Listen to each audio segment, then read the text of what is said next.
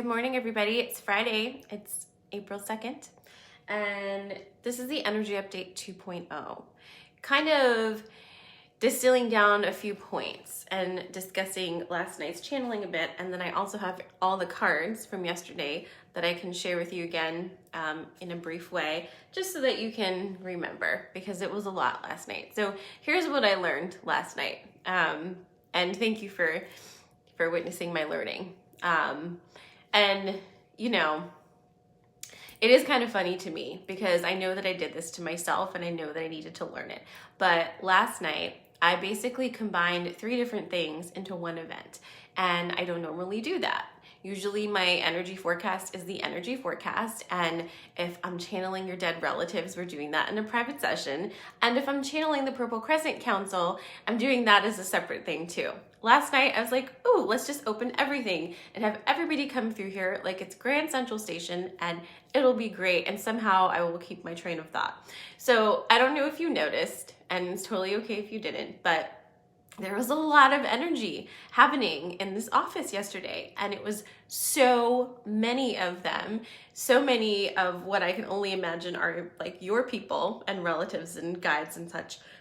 And we had the Purple Crescent Council, we had Ashtar in here, we had this like strange council of men. We had so many energies in here that you know, by the time the fairies popped in, I was just like, oh my God, don't add to this ruckus.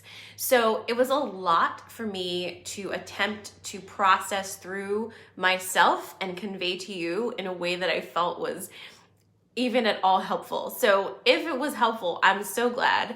I know a lot of stuff was said, and I'm definitely going to get in there and transcribe and pull out some things, but I wanted to talk this morning about some of the things that kind of, you know, really came up to the surface for me when I was processing in Dreamland last night, because that felt like it hit me most from what I remember.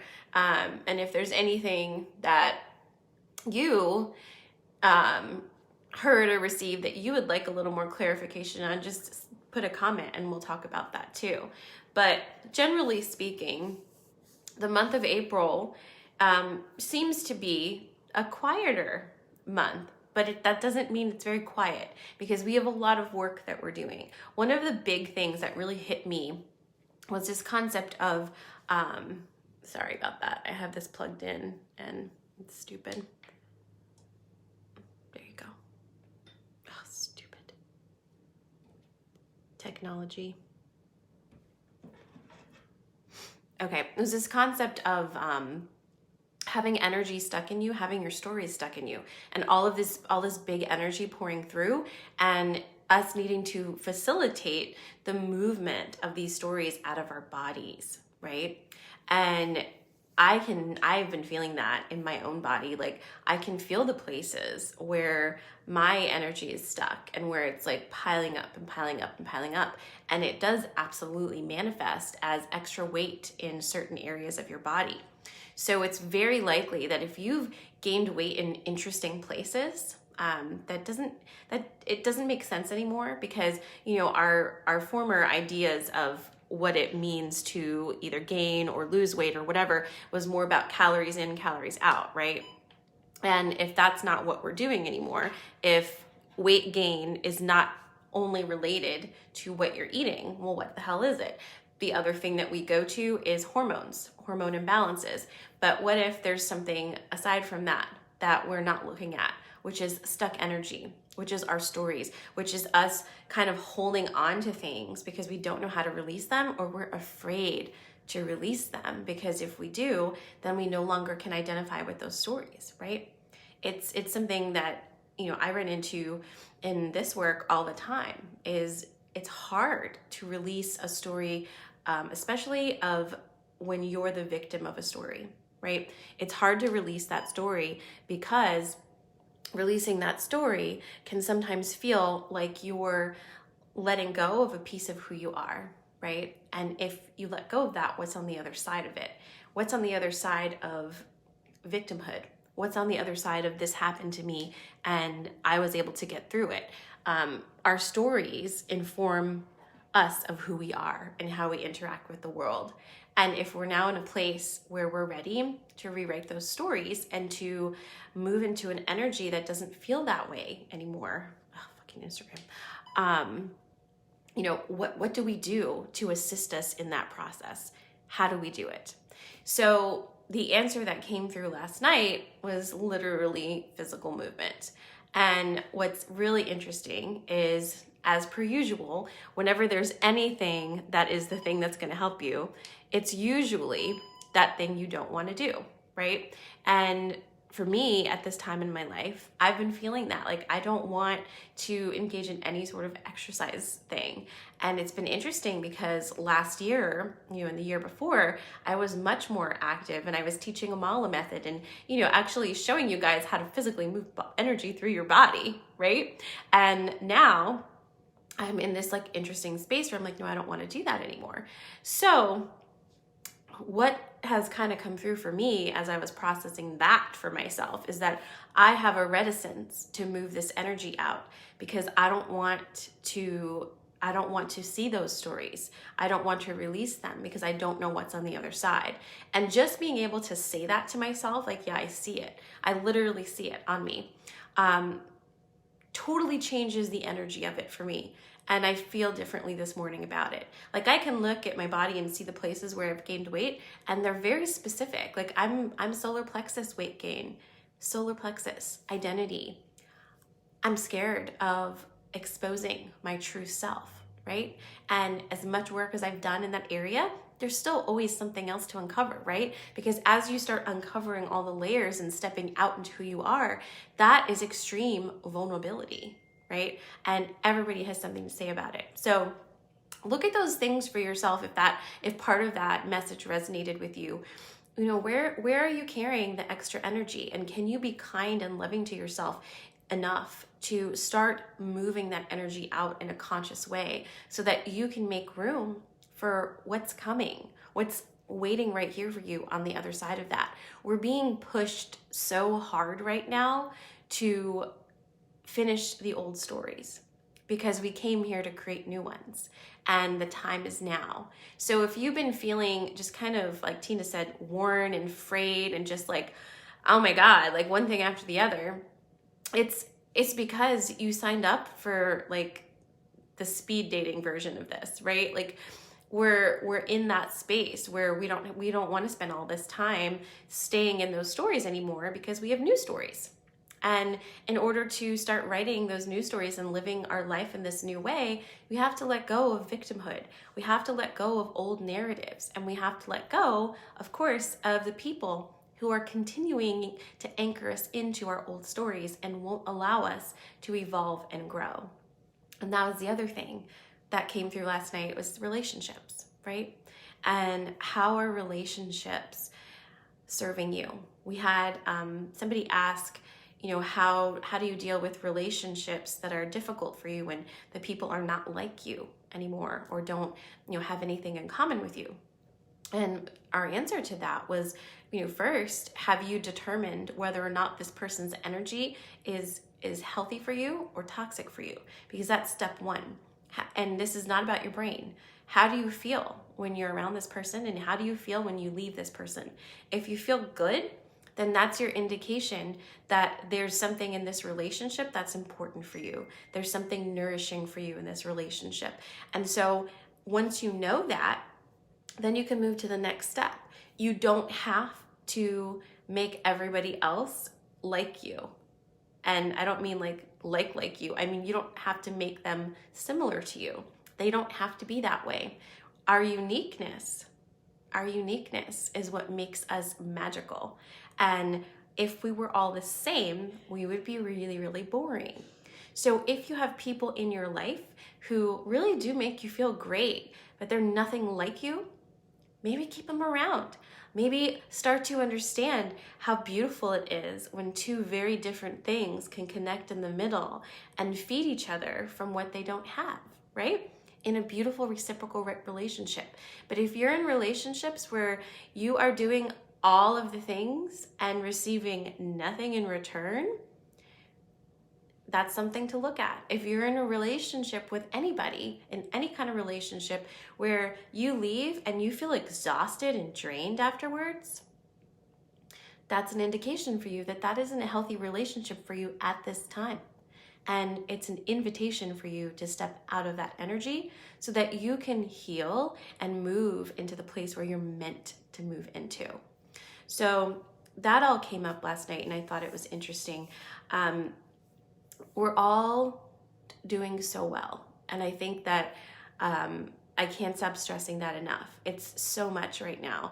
And you're taking the tools that you've learned and you're implementing them to make your life better now. And that was the other thing, right?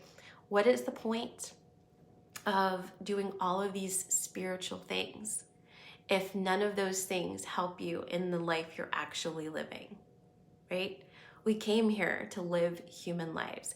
We didn't come here to disdain humanity and be above humanity and make fun of all of the peons who don't understand anything. That's not what we came here to do. That's just another way of bypassing your own work and playing into patriarchy, right? So if your spiritual side is just a side and you have not taken this and begun to integrate it into your actual life so that you can make your life feel better, that's something to look at. Is your spirituality a hobby, or is this actually a way of life? And either way, it is what it is, but you need to know what that is for yourself so that you can be aligned within yourself and honest, and so that you can be sure that you're not running around making other people feel bad for how they've chosen to live their life when you are actually being very hypocritical by keeping everything in a box. Okay? So there is that too. And the other, I feel like those are the big ones that I wanted to talk about this morning, but there was a date of 4/11 that was a portal, and it was a a support energy portal coming through. And by the way, if you missed the energy update last night, you can go on my YouTube and find it there. It's there. So you can use that same link. It's still in my profile, and you can watch that and all the channeling and everything. But that was a date. Claudia had asked about the 4/4 portal, and like nothing really had come through for that, but we are having a massive solar flare situation this weekend that we should be feeling the effects of on the 4th, so that could be part of it as well. Now, the cards were amazing, and I will post them all this morning for you guys to read, and I'm not going to read all of them. I'm just going to show you. Hey, Catherine. We have Mawu, Mother Earth. We had the Hedge Witch, which is all about herbal wisdom.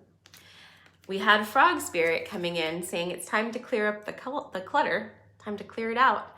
All of the spare rooms we've been storing all of our junk in, time to make room. And then last but not least, but that one that really summed it up, we have the Al-Utsa, Star of Venus, and this one was beautiful. We read it at the end, and I'm going to read you a bit from that as well, because I felt that it was, I don't know, it was just so perfect, as Rumi always is. It's number 25 or 26. But before I read that, also, it's really important to slow down this month and really be in your body and listen to what your body has to say. That feels like the biggest thing. We don't move into Taurus season until the 20th of April. So we have a really good chunk of Aries fire to move us, which means we might be wanting to move fast, right? Action, action, action. And this definitely is an energy where action is supported. However, it needs to be aligned action. This is not pop-off action. This is building on the foundation that you began building in March. This is understanding the integration of your own emotions and starting to value your emotions as part of your guidance system, and then making your decisions. this month based off of how you actually feel, not how you think you should feel, and not how you think others think you should feel. So, all right, so this is the Al-Utsa Star of Venus, and it's rather lengthy, so I'm not going to read the whole entire thing today, but I'm going to read some parts here because it was really beautiful. The Star of Venus is the great androgyne, neither solely masculine nor feminine, but an integration of both. The power it bestows is mighty and based utterly in love. When this star seeks us out, multiple blessings are bestowed, and our spiritual growth can be accelerated in ways that may be quite dazzling and surprising to our more limited mindset and belief systems. With great blessings, great growth is possible. However, the blessings don't do the growth for us, making it magically happen. They give us the oomph we need, the power, and the opportunities and assistance we need, yet it is still we who take the journey. The great spiritual journey for old souls at this time in Earth's history is the journey from duality to oneness. Many are signing up for that wild, loving adventure. This oracle has come to you as a reminder that you too have been granted a ticket for that journey. This journey of oneness is not about denying duality, but about experiencing it as an expression of one love. It is about no longer being enslaved by it. It is about avoiding what is not wanted in order to pursue what is wanted. It is about embracing the all, of finding the freedom and joy originally sought, but now through a path that takes you into joy and freedom existing within. To take the great transformation from man or woman into cosmic androgyne does not require that we lose our sense of femininity or masculinity. Rather, they become so superior in development that they cease to be distinguished from each other. Our masculine clarity, with its discernment, practicality, and application, becomes so tender, so loving, compassionate, and tempered with grace that the feminine is integrated with it. Our feminine nurturance, dedication, and connection to life becomes so fierce that discernment and wise action naturally prevail. With this great androgynous integration of the masculine and feminine into oneness, men and women of this beautiful earth become capable of a new consciousness. It is one based in love, of service to life, of letting go of judgment, stereotypes, and limited belief systems, and of opening up to compassion for all. As the consciousness is anchored, spiritual growth becomes rapid. This is not necessarily without some bumps and bruises. Letting go of old notions of what it is to be a man or a woman, to be masculine or feminine, letting go of fear of women or men, of emasculation or victimization, letting go of wounding are all great steps forward. They promise liberation, empowerment, and compassion, as well as peace and happiness, yet they are not easy steps to take. Great resistance can be evoked within you as an individual and also within the culture around you, which might find your notion of personal spiritual empowerment confronting and challenging to their culture of fear-based enslavement of the soul. So then what to do? Al-Utsa, the ancient shining one, also known as the Star of Venus, holds much power and strength. Even a small blessing of her light is more powerful than the fear of thousands, if not millions of people. She is known as a worthy ally in battle of any kind, even spiritual.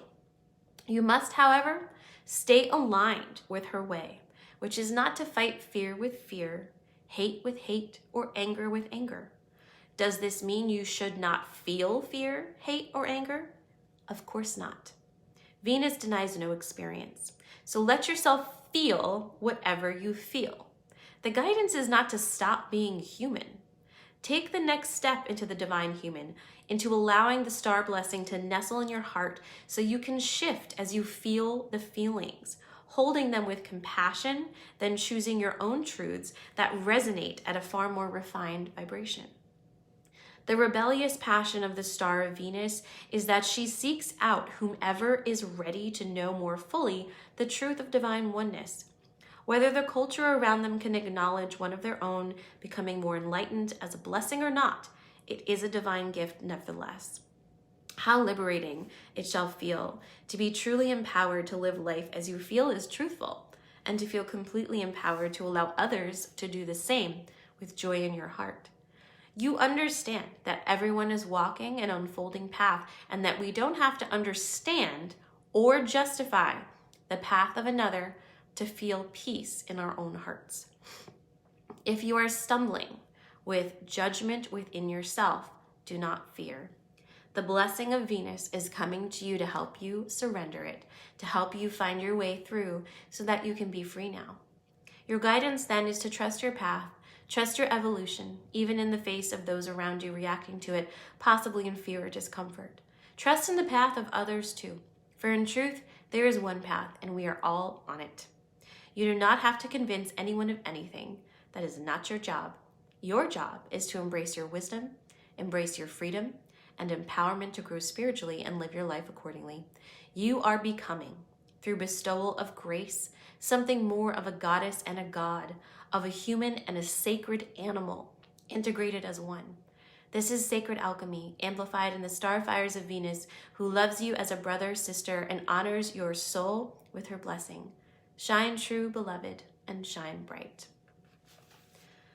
I feel that I'm going to be reading this at least once a day for this whole month, because it so completely encapsulates for me the energy that I feel myself in right now, where I have no choice but to be me, and I have no choice but to lovingly allow those in my life to be them.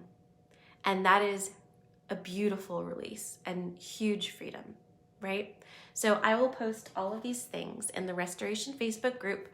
I'll also post the Al Utsa in my Instagram stories.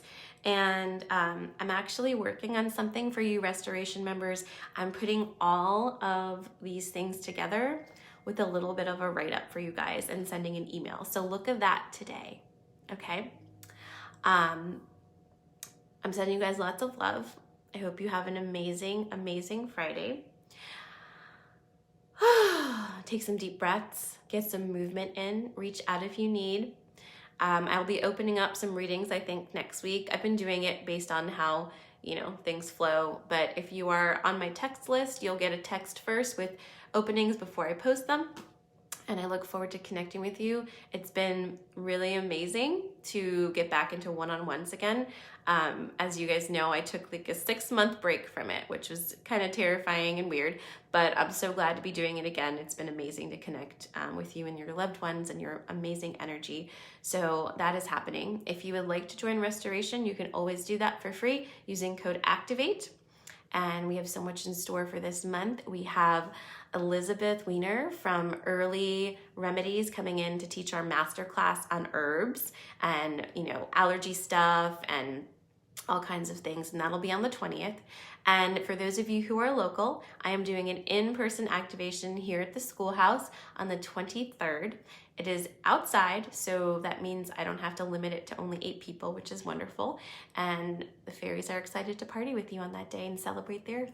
So have an amazing weekend. I love you lots. If this transmission has assisted you, please share with your friends, either YouTube, Alive, or the podcast. I love you lots, and I'll see you on Monday. Mwah. Thanks for watching. Don't forget to subscribe and follow.